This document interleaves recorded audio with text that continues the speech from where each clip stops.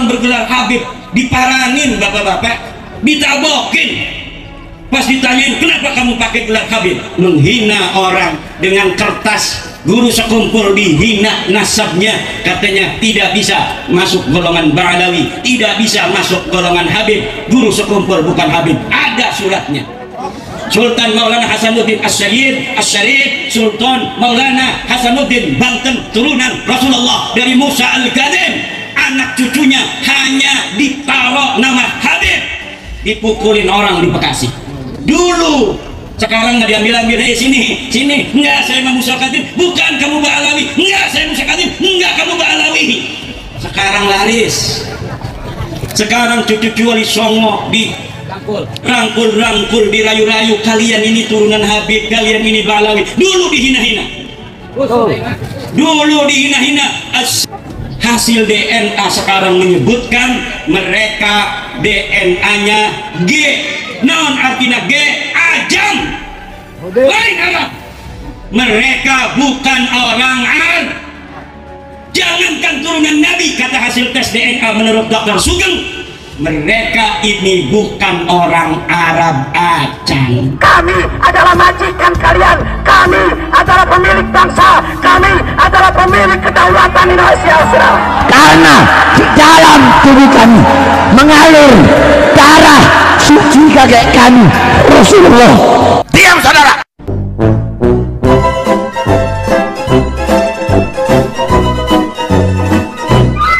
Moga-moga cinta kita tidak bertepuk sebelah tangan, amin.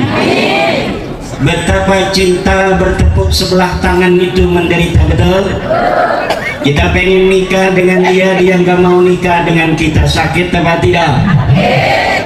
Kadang-kadang cinta bertepuk sebelah tangan akan membawa penderitaan yang tiada ada ujung dan tiada ada akhirnya.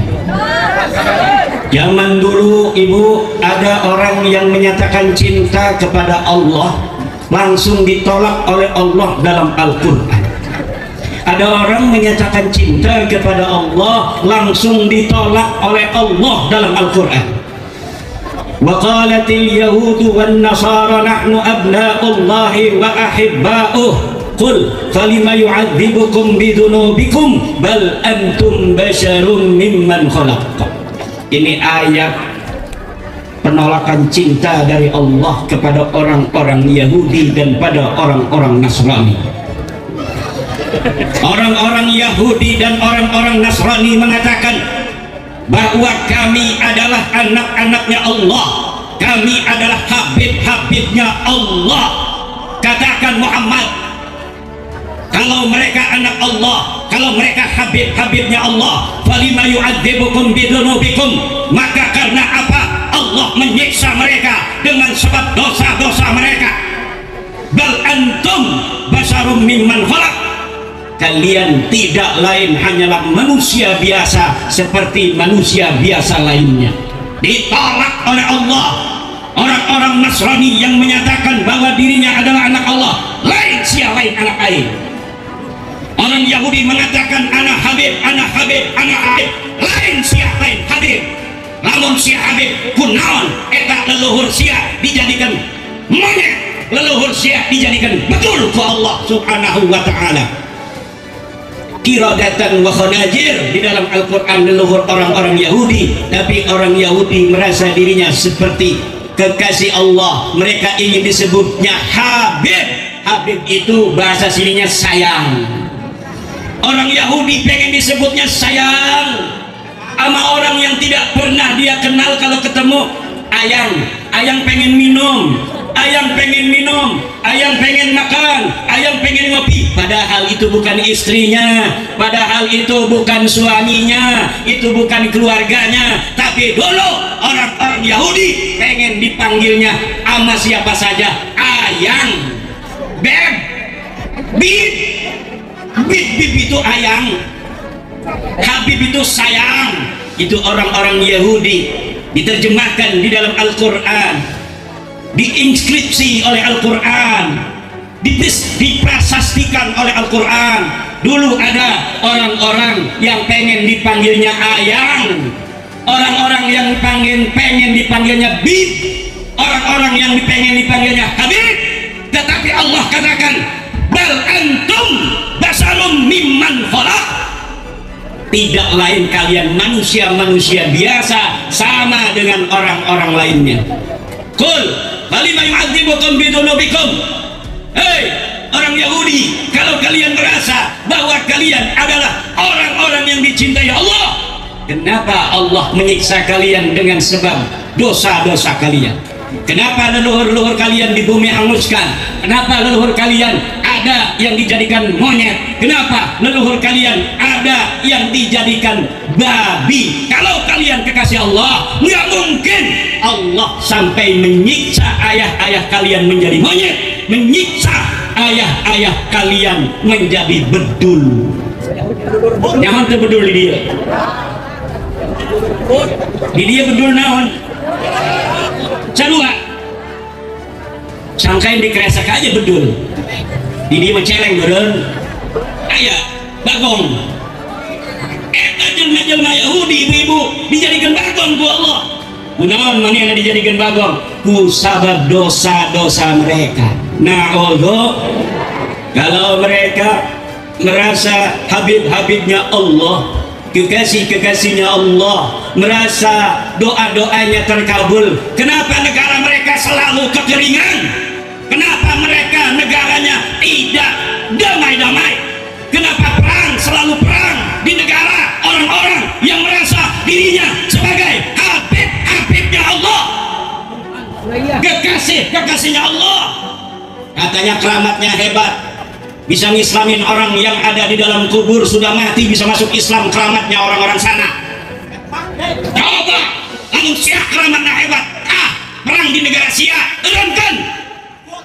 Udah ngomong aku baik, cicing ngopi doang mana emang. Kok saya bisa bahasa Sunda di sini? Biasanya saya nggak bisa bahasa Sunda, Bu. Kaumpetan. Iya, keasupan ya Yusuf. Abi tadi bisa mobil keasupan kadang ya Yusuf ngomong Sunda ya. Hari geus kieu mah kudu meunang ti Sunda hiji. Siap ibu-ibu. Ibu-ibu siap. Ini dancer ketawa melulu. Ada orang yang katanya keramatnya luar biasa, tasarrafa fil qaul, bisa untuk menjadikan segala apa saja di dunia ini di bawah kehendaknya.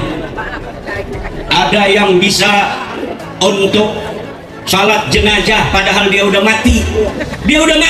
Ada orang mati di dunia, dia ikut keluar dari kuburan lalu salat jenazah.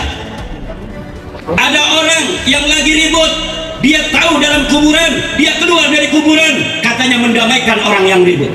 Ini di dalam sejarah doktrin mereka, orang-orang yang mengaku dirinya sebagai habib, sebagai pecinta, orang yang dicintai, mengajarkan doktrin-doktrin yang tidak punya dasar dari agama Allah, tidak punya dasar daripada Al-Quran, tidak punya dasar daripada Al-Hadis, tidak punya dasar dari ijma', tidak punya dasar dari qiyas. Nabi Muhammad seumur hidup Isra Mi'raj cuma sekali, katanya leluhurnya Isra Mi'raj sampai 70 kali setiap hari.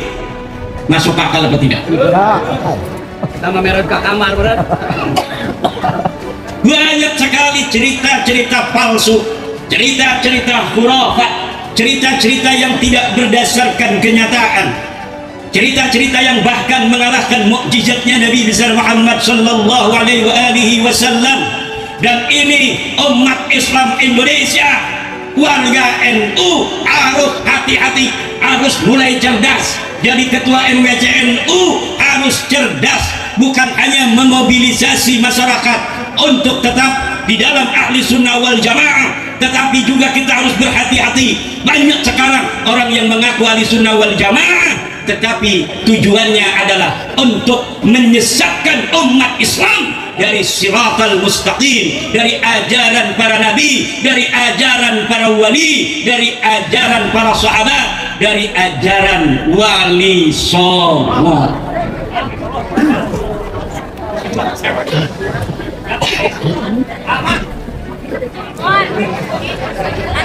Joken Pak. Makanya ayat itu Waqalatil yahudu, dari sana saya menyimpulkan tidak ada istilah Habib dalam Islam.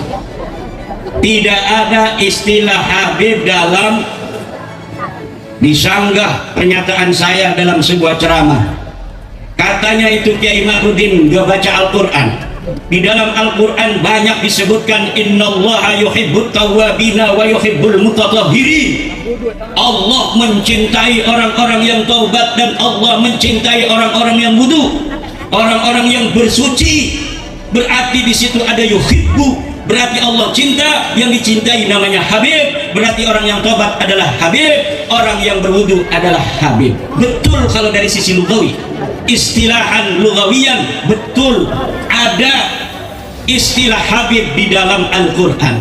Tetapi dulu beberapa bulan yang lalu, sebelum masalah nasab ini dipahami masyarakat, yang disebut Habib itu adalah katanya yang keturunan Nabi.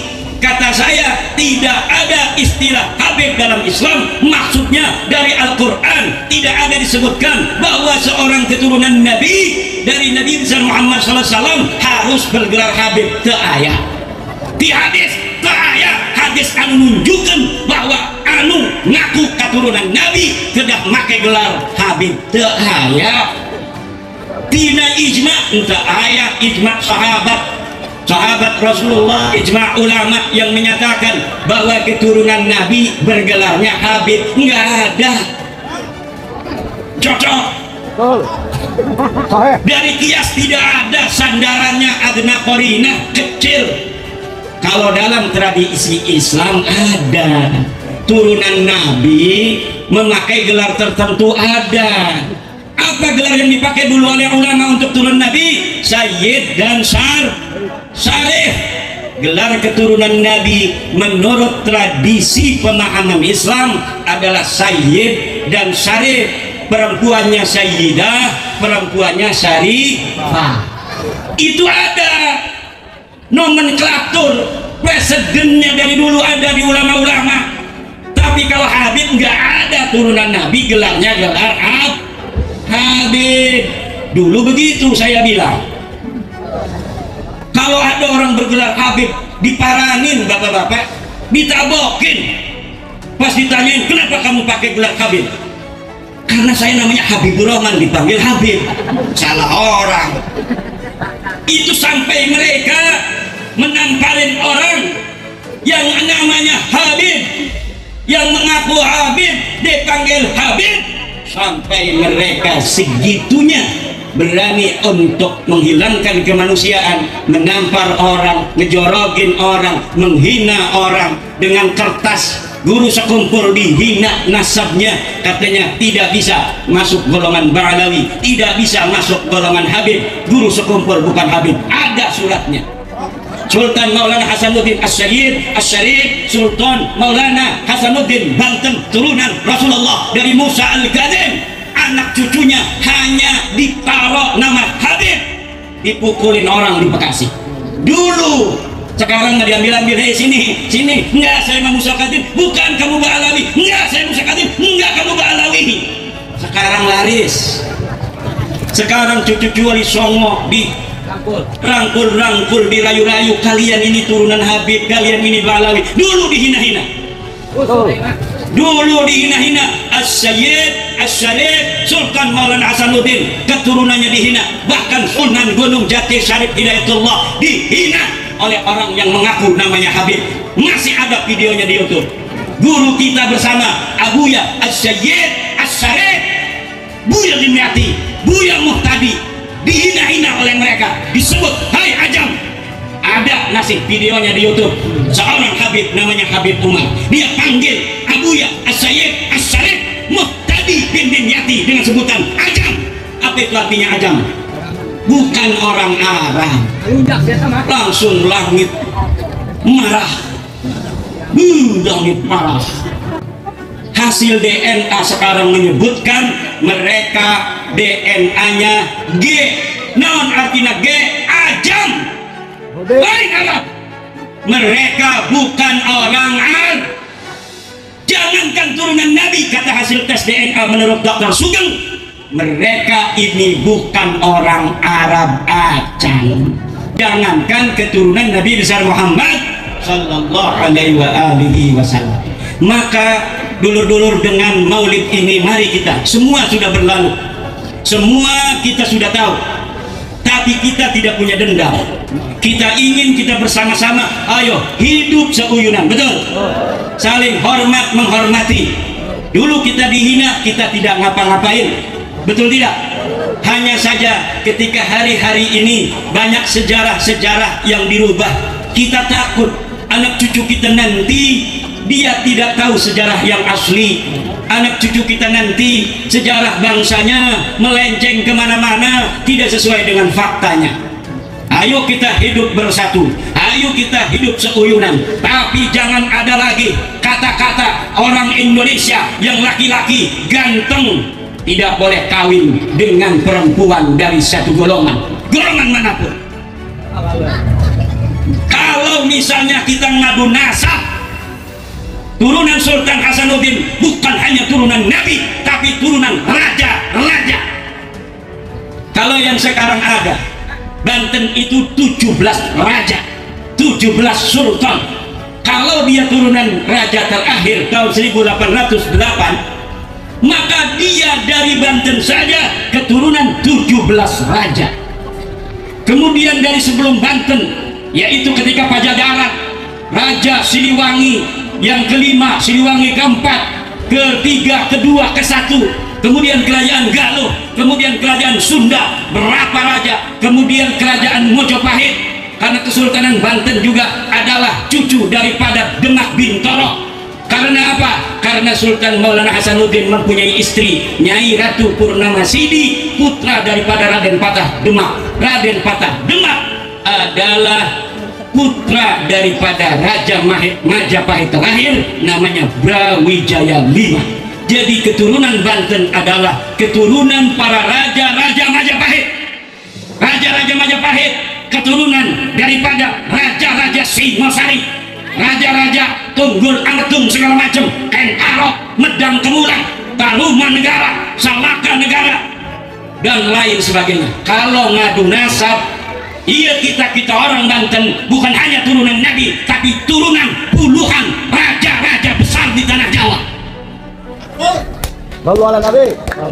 Kalau mereka mengatakan mereka turunan Nabi, kita juga turunan Nabi 11-12. Tapi urut dari mereka ada nggak turunan raja-raja? Kita turunan raja, 17 raja di Banten, 17 raja di Pajajaran, raja di Sunda, raja di Galuh, raja di Majapahit, raja di Demak. Kalau mau ngadu nasab, kita turunan Nabi juga turunan raja. Mereka kalau benar turunan Nabi, tapi kesini jual minyak, jual buhur. Ini lagi masih ngomong, ini lagi masih ngundat-ngundat, tetapi tidak menutup kita untuk saling, untuk masa depan menghargai, saling menghormati. Ini hanya lagi ngomong aja, lagi ngomong. Karena apa? Lihat di YouTube ada orang Indonesia nikah dengan seorang syarifah, udah nikah, udah punya anak, malah ketahuan suruh cerai, katanya tidak sekufu, katanya kastanya berbeda. Ayahnya setuju, ibunya setuju, perempuannya setuju, ketahuan oleh bos mereka Taufik Assegaf. Lalu Taufik Assegaf suruh ini orang yang sudah menikah bercerai, katanya tidak sah, katanya berzina. Ini yang harus dihentikan, kalau tidak aing mohon bakal berhenti. Lunjak ilmu gitu ya. Ayo, aku.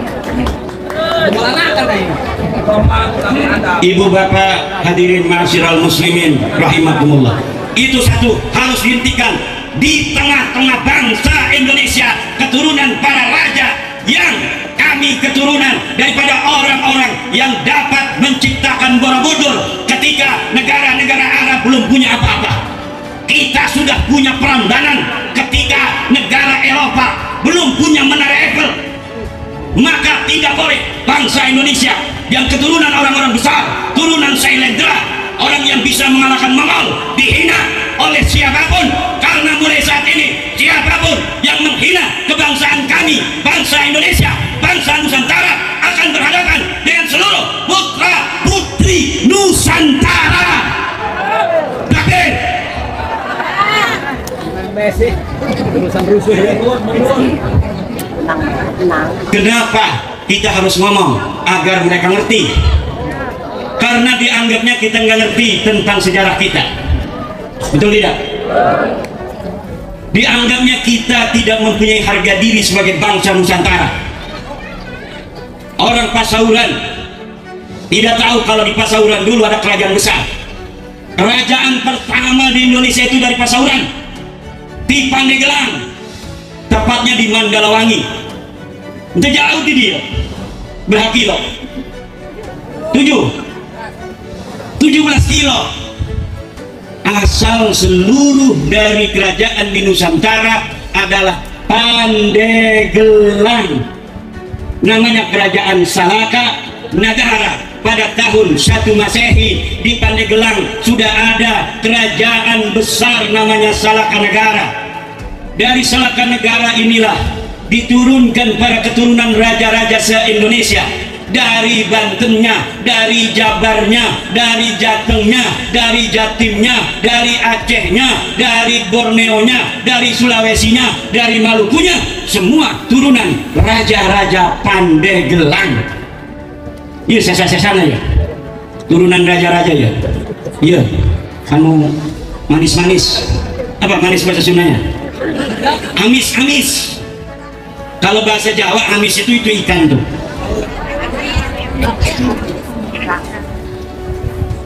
Turunan raja-raja harus ingat dia turunan raja, tetapi tidak boleh sombong. Betul? Kenapa kita harus ingat bahwa kita turunan raja? Agar kita tidak mudah untuk tunduk kepada orang asing. Karena sejarah Banten adalah sejarah keperkasaan dan futuhah. Tidak gampang dari dulu Banten menyerah pada siapapun. Betul? Kita pernah dikalahkan oleh Belanda karena satu sebab. Naon eta? Pengkhianatan. Naon? Kita pernah dikalahkan Belanda karena satu hal, yaitu pengkhianatan. Maka kita harus hati-hati, jangan sampai mau kita diadu domba. Sejarah telah berkata kekalahan kita orang Banten 1682 hanya karena kita mau diadu domba. Maka jangan sampai kalau ada upaya adu domba kita ladenin. Kita harus istiqomah ala target, kita harus istiqomah alal hadaf. Tujuan apa dalam kita melangkah, itu saja. Jangan cilok kanan, cilok kiri. Karena kalau kita cilok kanan, itu bisa jadi kawe-kawe oleh cewek. Kalau cilok kiri, dikawe-kawe oleh pengkhianat. Kalau kita terjebak untuk mampir di kawe kiri, pengkhianat, maka alamat kita akan mudah dikalahkan. Alamat kita akan mudah diadu domba. Akhirnya musuh kita ongkang-ongkang kaki, yang perang, yang gelut, kita sendiri. Ini jangan sampai. Dalam setiap perjuangan pasti ada tantangan dan ada rintangan. Tetapi jika kita yakin bahwa apa yang kita perjuangkan ini benar, maka insya Allah Allah akan bersama kita memberikan kekuatan dan kemenangan. Ibu-ibu orang Pasauran, anak-anaknya suruh ngaji biar tidak mudah dibodohi. Banyak ormas-ormas yang muncul pada zaman modern, taunya dia ngajak ngebom keluarga sendiri, radikal, fundamentalis. Ternyata walaupun mereka membawa-bawa Islam, di belakangnya adalah orang-orang Yahudi, orang-orang Nasrani, orang-orang yang benci pada bangsa Indonesia, orang-orang yang benci pada negara Indonesia. Mereka tidak mau Indonesia damai, mereka tidak mau Indonesia tenang. Akhirnya mereka menciptakan ormas-ormas Islam yang didanai oleh mereka. Tujuannya apa? Agar Indonesia ini perang saudara. Nah, jangan sampai mau diadu domba. dan adu domba yang paling gampang adalah dengan isu agama. Dengan isu apa? Apalagi orang Banten. Orang Banten kalau sudah isunya agama, ini Bang Palina diasah baik golok mana nama. Si orang mah diakalan ku batur. Padahal itu adalah strategi orang-orang kafir untuk menghancurkan agama Islam sendiri. Siapa yang bikin ISIS? Amerika. Siapa orang yang bikin Islam Jamaah di Indonesia? Amerika. Siapa orang yang bikin Majelis Mujahidin Indonesia? MMI. Orang Amerika.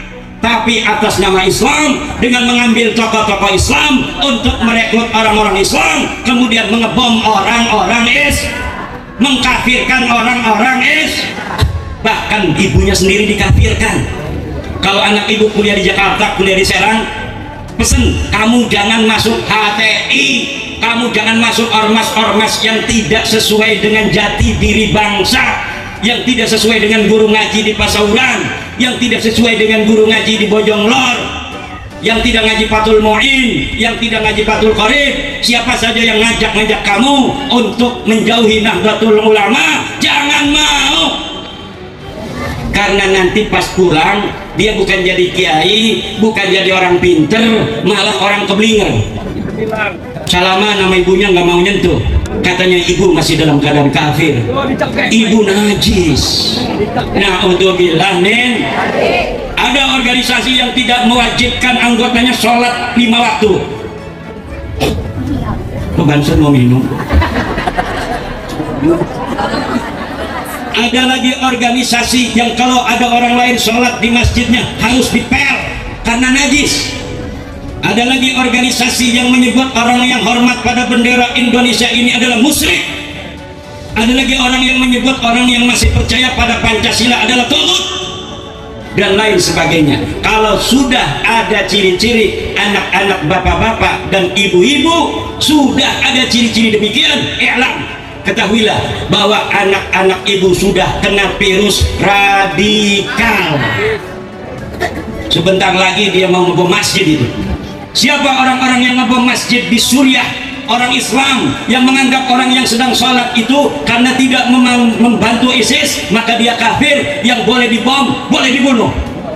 ISIS membunuh satu masjid 300 orang yang sedang sholat Jumat tanpa rasa tega, membunuh saudara sendiri yang sedang menyembah kepada Allah, karena menurut mereka orang yang sholat itu kalau belum jadi anggota ISIS adalah orang-orang kafir.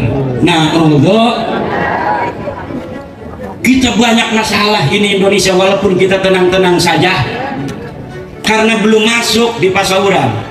Coba kalau ada 2 orang aja udah berideologi begitu, sibuk itu ketua MCNU, sibuk ketua MUI, ya di dia ikut naon bisa ya di dia, lain di dia mah Islam na kuat, NU na kuat, kiai na masih hidup, kiai na masih hidup, nggak mengispai masih hidup ke kiai-kiai loba, kunaon bisa keasupan eta fundamentalis radikalis begitu.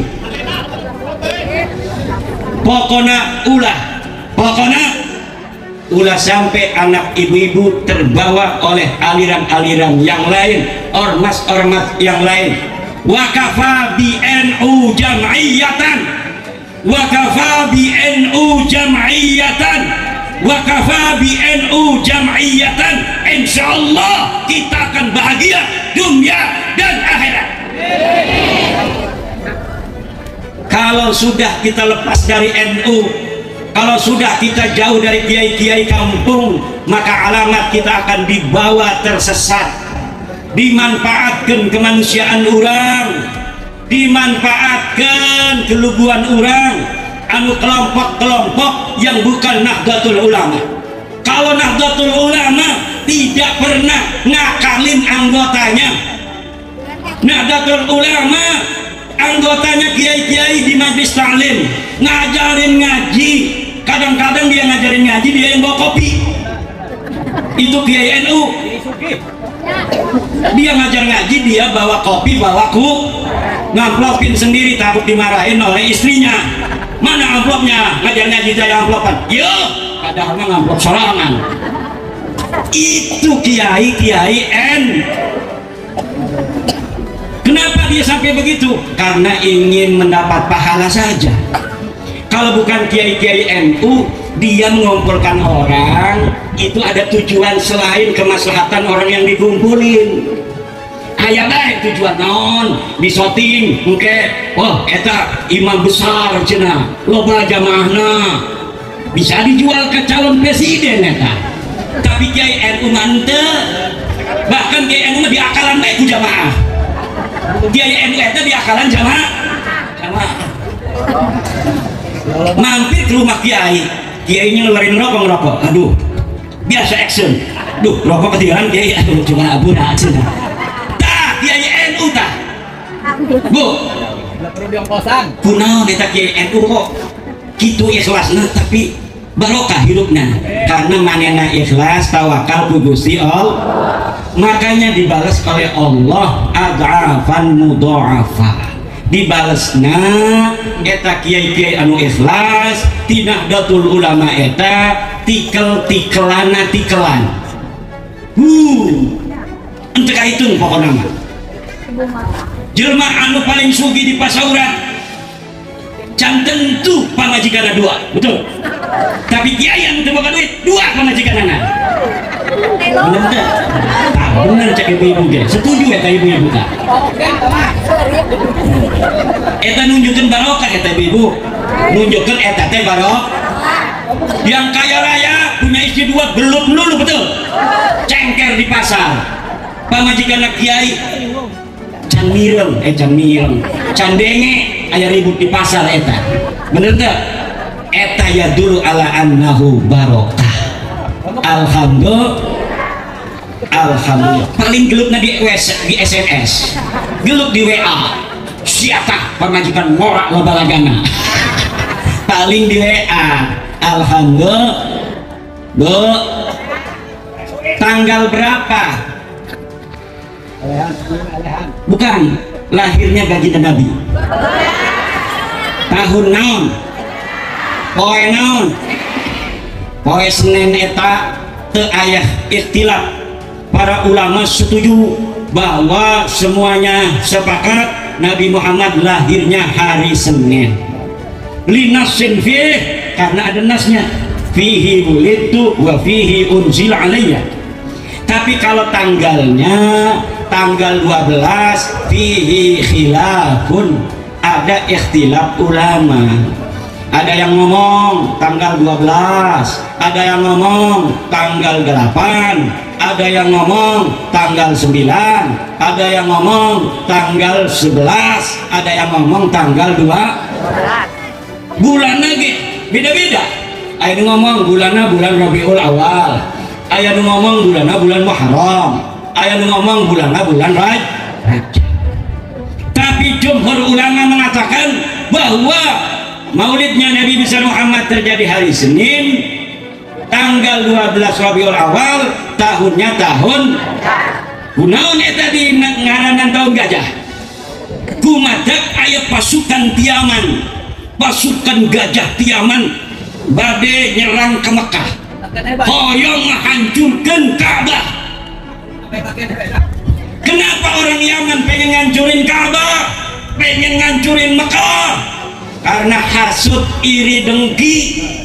Orang-orang dari penjuru Jazirah Arabia kok pada ngunjungi Mekah, kok pada tawafnya di Ka'bah.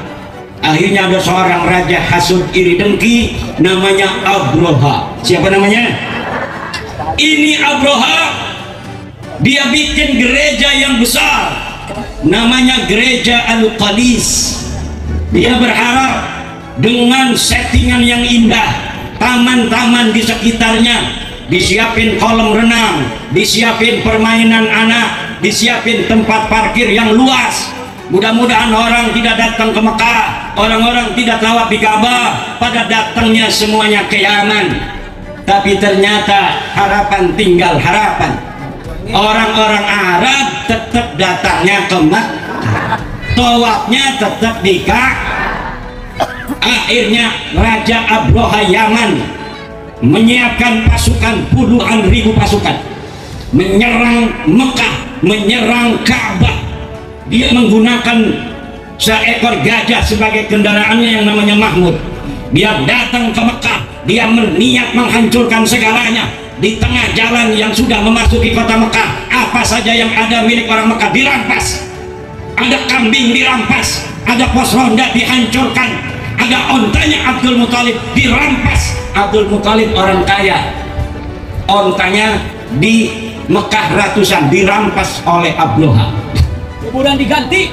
Akhirnya orang Mekah ketakutan melihat pasukan yang begitu besar, pasukan yang begitu lengkap senjatanya. Orang Mekah pada lari ketakutan, kecuali Aminah, bunda Nabi Muhammad sallallahu alaihi wasallam. Dan yang kedua siapa? Abdul Muthalib.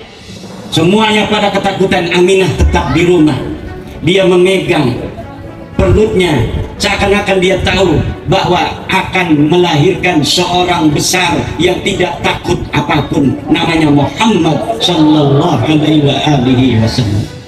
Abdul Muthalib menghadap pada Abroha. Hei Abroha, aku punya onta dan katanya onta-ontaku telah kau rampas. Aku datang kemari untuk mengambil onta-ontaku. Kata Abroha, hei Abdul Muthalib, kenapa engkau meminta onta-ontamu? Kenapa engkau tidak meminta aku untuk tidak menghancurkan Ka'bah? Kata Abdul Muthalib, fa amman nuku fa ana rabbuha wa ammal Ka'batu falaha rabbun yahmiha. Kalau onta aku pemiliknya, kalau Ka'bah dia punya pemilik yang akan menjaganya, yaitu Allah subhanahu. Abroha tidak mau menyerahkan ontanya Abdul Muthalib. Abdul Muthalib tetap diam, diabaikan Abdul Muthalib. Pasukan jalan, kata Abroha. Ini gajahnya Abroha diem aja, jalan enggak mau, jalan enggak mau. Kata orang pintar, jangan-jangan gara-gara Tuhan tidak mau memberikan onta kepada Abdul Muthalib. Akhirnya diberikan ontanya Abdul Muthalib kepada Abdul Muthalib oleh Abroha. Abroha kemudian menjalankan pasukan, gajah ini kemudian mau jalan menuju Ka'bah, dan sebentar lagi menghancurkan Ka'bah. Allah mengutus ribuan burung-burung ababil untuk menghancurkan tentara Abroha. Ini tentara burung-burung ababil membawa batu-batu dari kawah yang panas sekali, dihancurkan kepada pasukan gajahnya Abroha. Mati Ka'as bin Makhul. Tetapi Abroha bisa melarikan diri dalam keadaan terluka. Sampai di Yaman dia baru mati. Alhamdulillah. Maka matinya Abroha berbarengan dengan lahirnya Nabi besar Muhammad sallallahu alaihi wasallam. Tapi ini Abroha nanti punya cucu, bapak-bapak.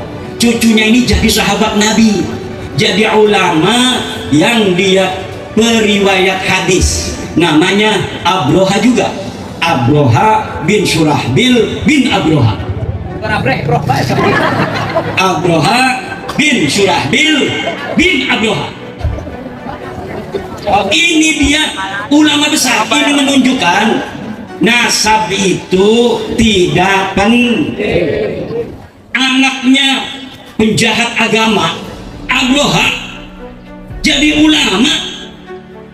Ada lagi Abu Jahal. Kenal Abu Jahal? Kenal di mana? Iya, jangan Abu Jahal itu. Eta Abu Jahal boga anak ngaranna Ikrimah. Ikrimah jadi ulama. Anaknya Nabi Kan'an namanya, Nabi Nuh. Dia jadi juri kafir. Maka ibu-ibu, siapa saja yang mondokin anak ke kiai jadi kiai, walaupun dia anaknya bajigur, bapaknya penjahat kelas kakap, ketua copet seluruh Pandeglang, kalau anaknya mondok insya Allah jadi kiai, amin. Sebaliknya anak kiai tedoyan ngaji gabung najong pencopet, eta lain jadi kiai, jadi tai eta. anak kiai jadi umat tak manina tidak ingat. Maka kesuksesan prestasi bukan berdasarkan nasab, tapi berdasarkan ilmu. Orang yang ingin tinggi pangkatnya di dunia harus berilmu. Yarfa'illahu alladhina amanu minkum walladhina utul ilma darajat. Ulah jual-jual nasab Asia, ulah jual-jual nasab Asia di Indonesia.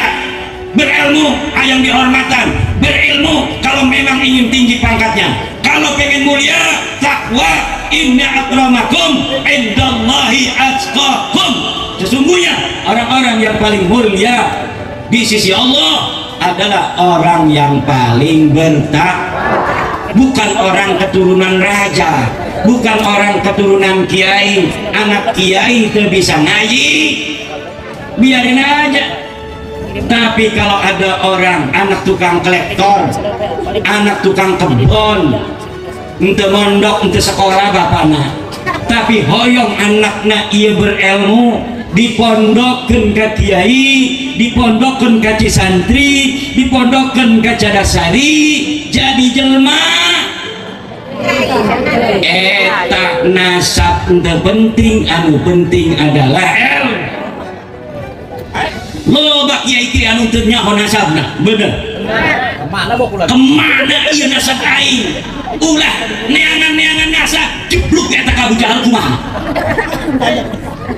Pas jebluk ka Fir'aun, ka Yuya. Haplografna G eta Yuya, mertuana Fir'aun. Makanya jangan bangga-banggain nasab, karena kalau lu bangga-banggain nasab, gua juga punya nasab. Ayo kita ngadu nasab. Kalau lu banggain prestasi, semua orang bisa berprestasi. Ayo saling harga menghargai. Kalau lu punya ilmu, orang juga bisa punya ilmu. Ayo saling menghargai ilmu. Tapi kalau nasab itu tidak diusahakan, nasab itu hadir sendiri. Kayak orang itu mukanya, rambutnya rintik, itu bukan mesen. Dari sananya udah rintik, lu jangan bangga-banggain rambut rintik. Woi hebat rambut saya merintik, lu mah lurus. Gak boleh. Kenapa? Karena rambut bukan hasil kerja keras kita, tapi hasil Allah. Iya kulit aing mah putih, kulit sia mah eta kayak areng.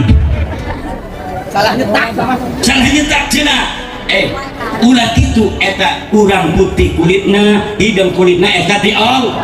Urang teu sente, maka urang jangan sampai berbangga dengan sesuatu yang bukan hasil kerja keras kita. Nasab bukan hasil kerja keras kita, tidak pantas dibangga-banggakan. Yang harus dibanggakan akhlak, karena akhlak itu bisa untuk diusahakan. Yang harus dibanggakan naon? Ilmu, karena ilmu siapapun bisa mengusahakannya. Kalau bapak-bapak, ibu-ibu, kemanusiaannya ini normal, tidak akan mendukung orang-orang yang membangga-banggakan nasabnya di atas nasab orang lain, karena dengan itu sama saja bapak-bapak, ibu-ibu sedang merendahkan bapak-bapak dan ibu-ibu sendiri di hadapan manusia lainnya. Dan ini Allah tidak suka, karena bagi Allah semua manusia adalah makhluknya, semua manusia adalah sama. Yang membedakannya hanyalah takwa, yang membedakannya hanyalah ilmu. Jangan mau kalian bapak-bapak, ibu-ibu, saudara-saudara mendukung orang yang membangga-banggakan nasab. Nasab hanya untuk silaturahmi. Kalau saya ada nasab dari Pasauran, dari tadi saya udah ngomong nasab Pasauran, tapi karena memang saya nggak ada, saya cari-cari adanya dari Pasauran, nggak ada. Tapi kalau ada misalnya nanti ketemu, saya kesini lagi, saya akan ngomong nasab. Supaya apa? Karena nasab digunakan untuk silaturahmi. Kalau memang kita ada jalur dengan suatu kampung, maka kita katakan kampung itu bahwa kita ada nasab dengannya. Seperti Nabi Muhammad, ketika Nabi Muhammad hijrah ke Madinah, Nabi Muhammad menyebut silsilahnya ke Bani Najjar, bahwa hai orang Madinah, jangan anggap aku ini orang lain, karena aku di Madinah, nenekku dulu berasal dari Bani Najjar, kota Madinah. Kemudian orang Madinah memanggil Nabi Muhammad, ya ibna ukhtina, wahai anak laki-laki saudara perempuan kami. Jadi nasab hanya untuk silaturahmi. Saya silaturahmi dengan Kiai Yusuf udah lama karena ada nyambung nasab. kami sama-sama ketemu di Prabu Gesanulun, Sumedang Larang. Walaupun kita adanya di Banten, selain ada tautan ke Banten, Kesultanan Banten, ternyata ada nyambungnya juga dengan Kiai Yusuf dari Raja Sumedang Larang. Dari situ kita bersilaturahmi untuk tepuk sana agar ada menambah kekeluargaan kita, karena orang yang tambah keluarga, tambah kenalan, maka akan tambah rizki, umurnya akan dipanjangin Allah. Tapi tidak boleh membanggakan nasab, membanggakan nasab, akhirnya menghina orang lah. Ayo kiai, di ujung-ujung daya kemana-mana, dihina kiai. Siapa lain turunan sultan, siapa lain turunan raja, siapa turunan demit meren. Ah, ini orang besok juga akan rendah dia, besok juga dia akan rendah, dan orang yang dihinanya ini akan tinggi setinggi-tingginya. Amin. Maka kita orang Islam tidak boleh lagi bicara nasab. Ayo kita bicara amal, ayo kita bicara ilmu, ayo kita silaturahmi, ayo saling harga menghargai, ayo saling hormat menghormati. Wallahu huwal muwaffiq ila aqwamit thariq. Wassalamualaikum warahmatullahi wabarakatuh.